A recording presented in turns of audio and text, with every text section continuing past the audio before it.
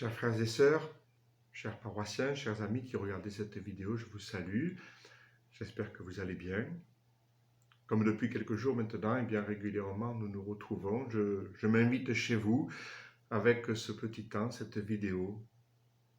Aujourd'hui, je me pose la question avec vous. Qu'est-ce qui est en train de changer autour de nous, en nous, dans ce temps particulier que nous vivons? Le changement, d'ailleurs, c'est bien un thème de notre temps des carêmes. Hein. Changez vos cœurs, un chant que nous avons déjà chanté. Aussi, c'est cette dimension de la conversion, d'un retournement, peut-être aussi d'un autre regard, comme nous l'évoquions lors de la messe dimanche. Changer autour de nous, en nous. D'abord de manière immédiate. Peut-être que ce temps d'isolement, ce temps de confinement est aussi un temps de réflexion, de recul que nous prenons par rapport à notre vie, par rapport à nos choix. C'est aussi un temps pour redonner quelquefois de la place à la prière dans nos journées. Je sais que beaucoup ont réorganisé ces journées, forcément. Je sais aussi que pour certains, c'est la prise de conscience qu'il est difficile de vivre ce temps sans la messe. Mais du coup, peut-être un désir qui renaît ou qui naît, qui grandit. Les choses qui changent bien sûr au sein de nos familles. Je pense à ceux et celles qui sont rassemblés avec leurs enfants. Il faut savoir s'organiser de manière très pratique, mais plus profondément, beaucoup me disent, c'est vrai que finalement on trouve du temps, on retrouve du temps pour vivre ensemble, pour partager, et non seulement dans des périodes un peu exceptionnelles, des vacances ou le week-end, mais là pour un temps plus long, qui est en train d'ailleurs de s'installer.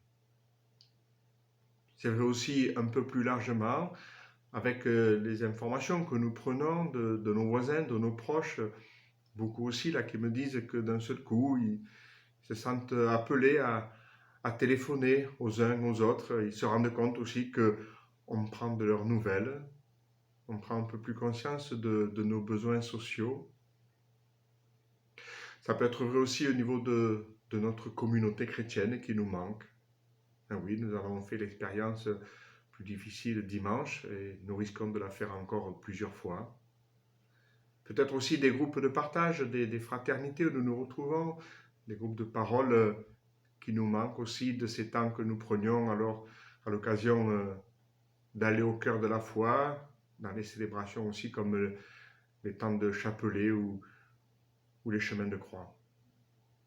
Et puis, plus largement, aussi en lien avec les autres professions, il est vrai que peut-être ces derniers temps, nous les avions vus quelquefois un peu comme concurrence, à travers ce débat sur les retraites.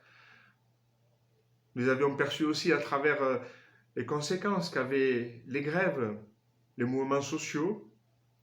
Et puis là, aujourd'hui, nous nous rendons compte que nous sommes beaucoup plus solidaires les uns des autres.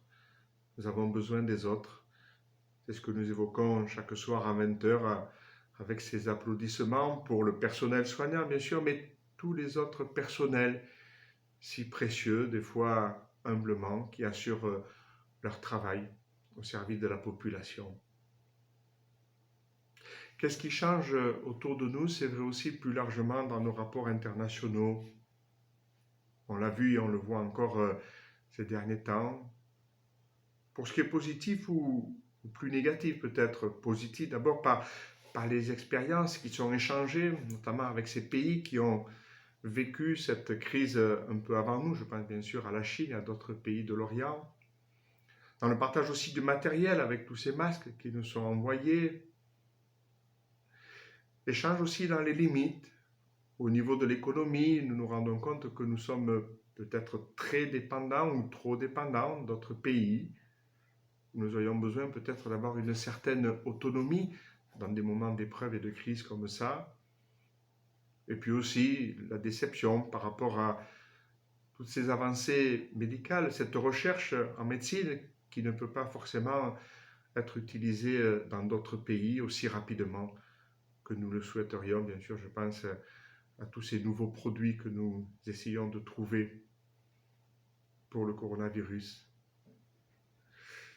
Oui, des changements qui se passent autour de nous, qui se passent en nous.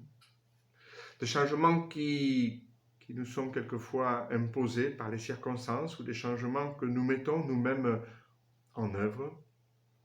Je ne suis pas naïf, je sais bien qu'il faudra à nouveau se poser la question à la suite de ce virus, de cette épidémie, qu'est-ce qu'il en restera? Qu'est-ce que nous continuerons à construire les uns et les autres? C'est un peu dans ce sens que les évêques, vous le savez, nous ont écrit à toute la population française. Je vous lis simplement un extrait de leur texte. Depuis bien des années déjà, notre humanité a l'intuition qu'elle doit changer radicalement sa manière de vivre. La crise écologique nous le rappelle sans cesse, mais la détermination a fait largement défaut jusqu'ici pour prendre ensemble les décisions qui s'imposent et pour s'y tenir. Osons le dire, l'égoïsme, l'individualisme, la recherche du profit, le consumérisme outrancier mettent à mal notre solidarité. Nous avons le droit d'espérer que ce que nous vivons en ce moment convaincra le plus grand nombre qu'il ne faut plus différer les changements qui s'imposent.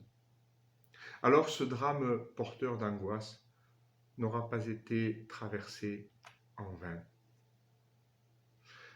Oui, il nous faut prendre notre part de ces changements, de ces décisions. J'allais dire avoir les pieds bien plantés aujourd'hui, mais le regard qui est déjà porté vers demain. Un peu comme la lettre aux Hébreux nous dépeint l'espérance. Vous savez que nous y sommes très sensibles, nous les Provençaux, puisque la croix de Provence nous le rappelle. L'espérance, nous dit la lettre aux Hébreux, elle est pour nous comme une ancre de notre âme, sûre autant que solide, et pénétrant par-delà le voile.